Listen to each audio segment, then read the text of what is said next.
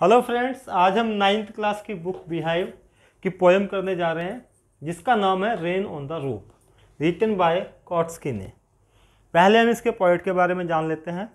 कोट्स्किनी एक American writer, politician, poet हैं और इन्होंने बहुत सारी पोएम्स लिखी हैं। ये एक जर्नलिस्ट भी रहे हैं। इस पोएम में पोएट ने ब्यूटी ऑफ नेचर यानी कि प्रकृति की सुंदरता को डिस्क्राइब किया है। और इस पोएम में पोएट हमें बताता है कि कैसे वह एक रात को अपने घर के बेडरूम में लेटा हुआ था और तभी अचानक बारिश होनी शुरू हो जाती है और तब उसके माइंड में कुछ पास्ट की यादें आती हैं। पास्ट की यादें, उसके कुछ अच्छे एक्सपीरियंसेस उसके दिमाग में आ जाते हैं।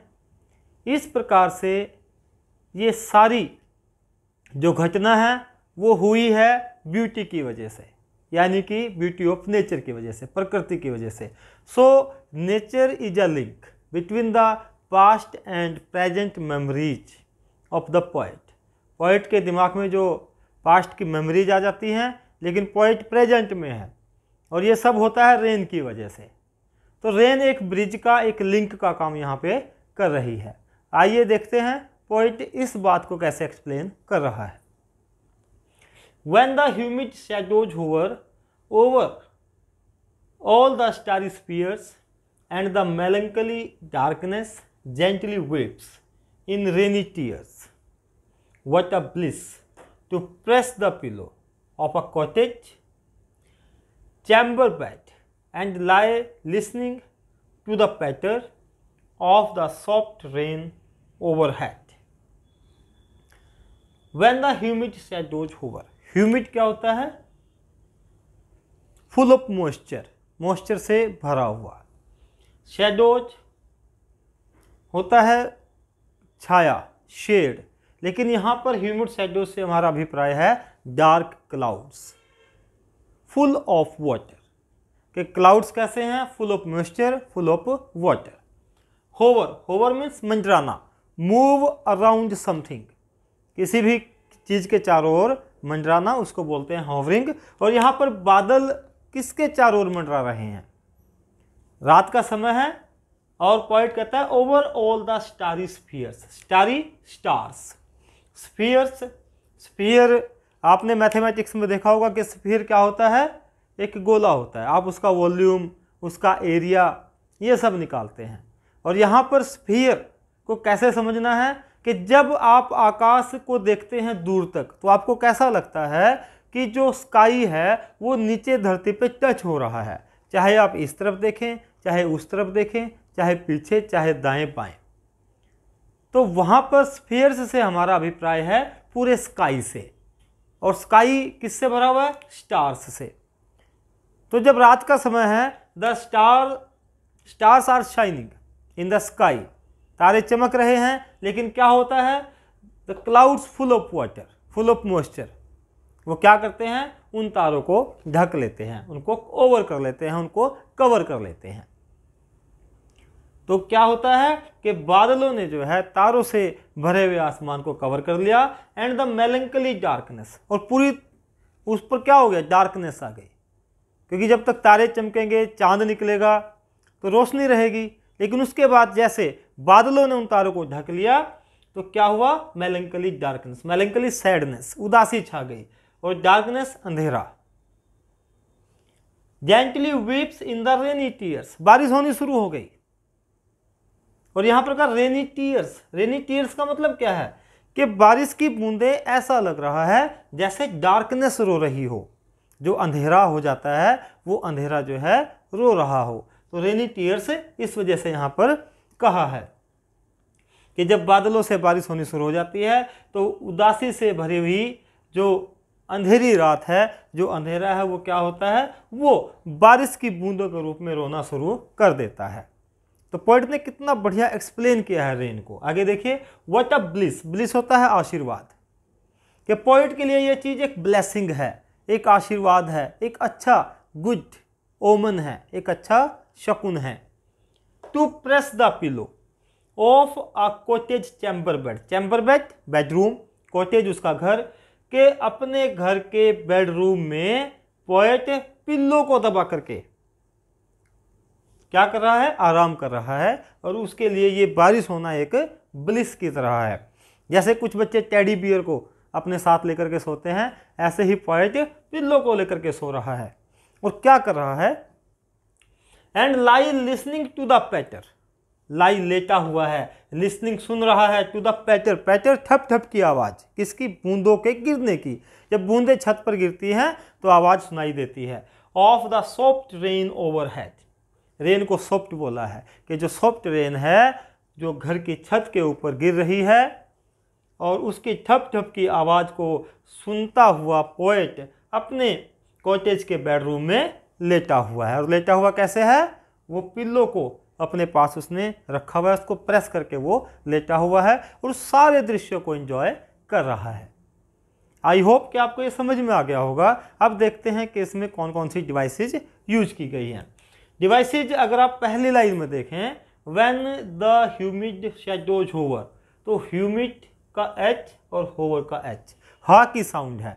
और जब किसी भी लाइन में आने वाले दो या दो से अधिक वर्ड्स का इनिशियल शुरुआती अल्फ़ाबेट सेम साउंड दे तो उसको बोलते हैं एलिट्रेशन। इसमें क्या है, अनुप्रास अलंकार है। तो एक तो इसमें अनुप्रास अलंकार हो गया, ह्यूमिड होवर इस लाइन में, और एक हो गया स्टारी स्फीयर्स, एस एस, यहाँ पे भी क्या हो गया, एलिट्रेशन, एस एस की साउंड है, यहाँ पे भी एलिट्रेशन हो गया है। एक आते हैं इस लाइन में प्रेस पिल्लो, प की साउंड है, इसमें भी एलिट्रेशन है। तो इसमें और इसमें, इन तीनों लाइनों में क्या है, एलिट्रेशन, यानी कि अनुप्रास अलंकार का प्रयोग किया गया है। अब इसमें डार्कनेस को पर्सोनिफाई किया है, क्योंकि डार्कनेस रोती है। ऐसा कहे कि डार्कनेस जो है वो रो रही है, वो बारिश की बूंदें जो हैं उनको टीयर्स बोला है, उनको लेकर के वो क्या कर रही है, रो रही है। तो अंधेरा, डार्कनेस कैसे रो सकती है, जब हम किसी इनएनिमेट या नॉन लिविंग थिंग को लिविंग बनाते तो उसको बोलते हैं पर्सोनिफिकेशन। तो डार्कनेस नॉन लिविंग है, तो इस लाइन में एंड द मेलंकली डार्कनेस है वीप्स, इसमें है क्या, पर्सोनिफिकेशन, यानी कि इसमें मानवीकरण अलंकार का प्रयोग किया गया है। इसमें आपको पर्सोनिफिकेशन डिवाइस का यूज है। एक इसमें बोला है रेनी टीयर्स, यानी कि टीयर्स की कंपैरिजन किसके साथ की है, रेन के साथ की है, जो रेन की बूंदें हैं। तो इसमें आपके पास डिवाइस यूज हो गई है मेटाफर, कि जो रेन ड्रॉप्स हैं वही टीयर्स हैं। इस लाइन में रेनी टीयर्स में मेटाफर का यूज हुआ है। आइए चलते हैं कि नेक्स्ट स्टेंजा में पोएट क्या कहता है। पोएट अगले स्टेंजा में क्या कहता है, every tinkle on the shingles has an echo in the heart and a thousand dreamy fancies into busy being start and a thousand recollections weave their air thread into woof as I listen to the patter of the rain on the rope. Every tinkle, tinkle होता है बहुत ही slightest sound of raindrop, बारिश की बूंद की बहुत हल्की सी साउंड। तो जो बारिश की बूंदें गिर रही हैं उनकी जो टिंकलिंग साउंड है ऑन द शिंगल्स, शिंगल्स क्या होता है, शिंगल्स होता है एक वुडन टाइल रेक्टेंगुलर शेप में, जो वुडन टाइल है उसको सिंगल्स बोलते हैं। तो every tinkle on the shingles, जो वुडन टाइल्स हैं उनके ऊपर गिरने वाली हर बूंद की आवाज has an echo in the heart, क्या करती है, पोएट के दिल में एक गूंज पैदा करती है, एक हलचल क्रिएट करती है। And a thousand dreamy fancies, और जब वो हलचल होती है, वो हलचल किसकी होती है, उसके दिमाग में हजारों स्वप्न, हजारों फैंसीज, इमेजिनेशंस, यानी कि कल्पनाएं जन्म लेने लगती हैं। इनटू बिजी बीइंग स्टार्ट, और कहाँ पे स्टार्ट होती हैं वो हजारों कल्पनाएं, into busy being. Busy being का अर्थ होता है पीपल, लोग, लेकिन यहाँ पर इसका अर्थ है पोएट। यहाँ पर क्या अर्थ है? पोएट। कि पोएट के दिमाग में हजारों सपने, हजारों कल्पनाएं जन्म लेना शुरू कर देती हैं। और ऐसा कब होता है?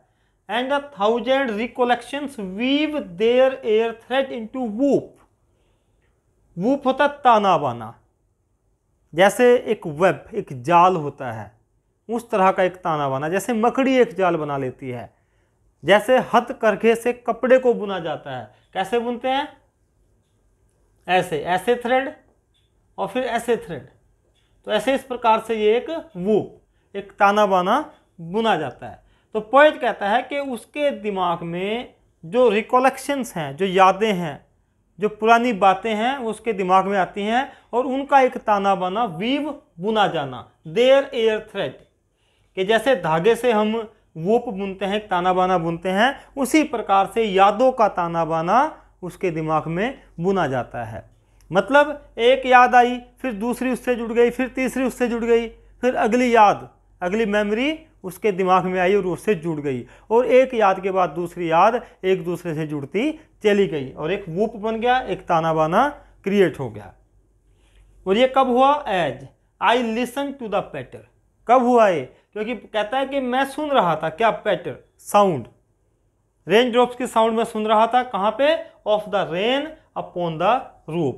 छत के ऊपर बारिश की बूंदों के गिरने की पैटर आवाज़ को मैं सुन रहा था। उसी समय मेरे दिमाग में क्या है? हजारों कल्पनाएं जन्म लेने लगी और एक याद के बाद दूसरी याद मुझे आने लगी, जिससे ऐसा लगता है कि एक वूप बन गया हो, एक ताना बाना यादों का वहाँ पर क्रिएट हो गया हो।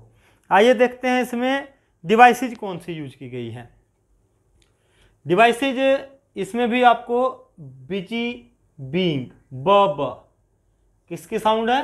ब की साउंड है, और ब की साउंड होने से इसमें यहाँ पर कौन सी डिवाइस है? एलिट्रेशन का यूज है। तो इस लाइन में इनटू बिजी बीइंग स्टार्ट में जो है एलिट्रेशन का यूज हुआ है। आइए इसके बाद करते हैं नेक्स्ट स्टैंजा। कि नेक्स्ट स्टैंजा में पोएट हमें क्या कहता है? लास्ट और थर्ड स्टैंजा, इसमें पोएट क्या कहता है? Now in memory comes my mother. अब उसकी मेमोरी में कौन आती है? उसकी माँ आती है उसकी याद में। उसने पहले ही कहा है कि एक याद के बाद दूसरी याद, उनका एक वूप बन जाता है, और अब वो एक मेमोरी को एक्सप्लेन कर रहा है कि अब उसकी याद में कौन आती है? उसकी माँ आती है। As she used in years ago. और उसको अपनी माँ की कोई एक्टिविटी याद आती है जो वो सालों पहले उनके साथ प्रयोग करती थी, उनके साथ उस प्रकार का बिहेव करती थी। वो बिहेव उसको याद आता है, और क्या है? To regard the darling dreamers. To regard, regard का मतलब तो सम्मान करना होता है, लेकिन यहाँ पर रिगार्ड का मतलब है प्यार करना। द डार्लिंग ड्रीमर्स, ड्रीमर्स सपने लेना। ड्रीमर्स कौन होते हैं? जो सपने लेते हैं। छोटे छोटे बच्चे रात को सो जाते हैं और सपने लेते हैं। तो पोएट कहता है कि हम भी जब सोते थे छोटे तो उस समय हम सपने लेते रहते थे, और उनकी माँ उनको क्या कहती थी? डार्लिंग। डार्लिंग किसी को भी जो हमें अच्छा लगे हम उसे कह सकते हैं। भाई अपनी बहन को कह सकता है, बहन अपने भाई को कह सकती है, पेरेंट्स अपने बच्चों को, बच्चे अपने पेरेंट्स को डार्लिंग कह करके एड्रेस कर सकते हैं। तो इसमें पोएट कहता है कि हम जितने भी भाई बहन थे, हम सबको हमारी मदर डार्लिंग कह करके संबोधित करती थी, एड्रेस करती थी। और she left them till the dawn. और यहाँ पर एक पोइटिक वर्ड है, इसका मतलब है बिफोर। बिफोर मतलब पहले। सी लेफ्ट देम, उनको छोड़ देती थी। कहाँ पे? Till the dawn. Dawn day break, जब दिन की शुरुआत होती है, कि वो हमें डार्लिंग कह करके एड्रेस करती थी, और हमें ड्रीमर्स सोते हुए छोड़ देती थी। कब तक? अगली सुबह होने तक, till the dawn, day break तक। और आज पोएट को कैसा महसूस हो रहा है? Oh I feel her fond look on me. कहता है जो उसकी प्यार भरी नज़र है, जो हमें प्यार से भरी नज़र से वो देखती थी, वो नज़र आज मुझे महसूस हो रही है। मैं उसको फील कर रहा हूँ कि वो मुझे देख रही है। कौन? पोइट की मदर। पोइट को ऐसा लगता है कि पोइट की मदर उसे देख रही है। एज आई लिस्ट, लिस्ट भी एक पोइटिक वर्ड है और लिस्ट का मतलब है listen. As I listen to the refrain, refrain का अर्थ होता है the repeated lines of a song और पोयम, किसी पोयम या सॉन्ग की रिपीटेड लाइन, जब वो बार बार किसी भी सॉन्ग में या पोयम में लाइन दोबारा आ जाती है। तो यहाँ पर इसका अर्थ है sound of rain, rain drops की साउंड इसका यहाँ पर अर्थ है।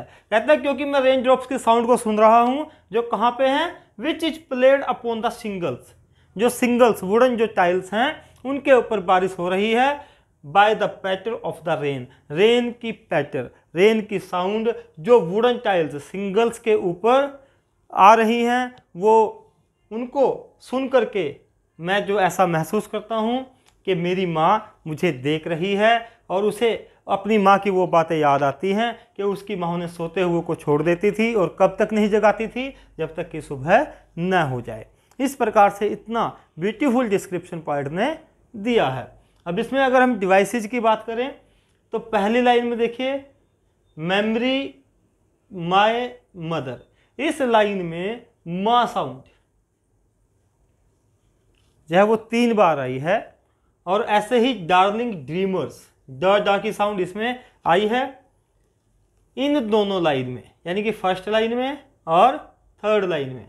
कौन सी डिवाइस है? एलिट्रेशन। एलिट्रेशन का बहुत ज़्यादा प्रयोग पोइट ने इस पोयम में किया है, अनुप्रास अलंकार इसमें है। इसी प्रकार से यदि हम इसकी राइम स्कीम देखें, राइम स्कीम क्या होती है कि जो लाइंस के अंतिम वर्ड्स हैं वो क्या किसी दूसरी लाइन के अंतिम वर्ड लास्ट वर्ड के साथ मैच करते हैं? मैच करते हैं मतलब उनकी साउंड मैच करती है। तो देखिए पहले है मदर, इसको हम ए मान लेते हैं, एगोन बी, ड्रीमर्स सी।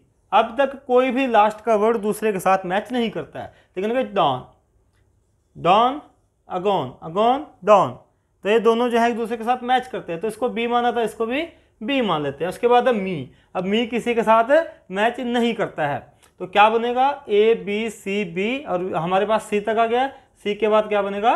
डी। अब डी के बाद आ गया क्या? रिफ्रेन, रिफ्रेन क्या बन गया यहाँ पे? E, A B C D E. Shingles किसी के साथ मैच नहीं करता है, इसको बना लेते हैं एफ। और आगे है रेन, रिफ्रेन और रेन, ये दोनों एक दूसरे के साथ मैच करते हैं, तो ये ई है तो ये भी ई है, इनकी साउंड मैच करते हैं। तो क्या बन गया? A B C B D E F E, और ये यहाँ पे हमने लिख रखा है A B C B D E F E.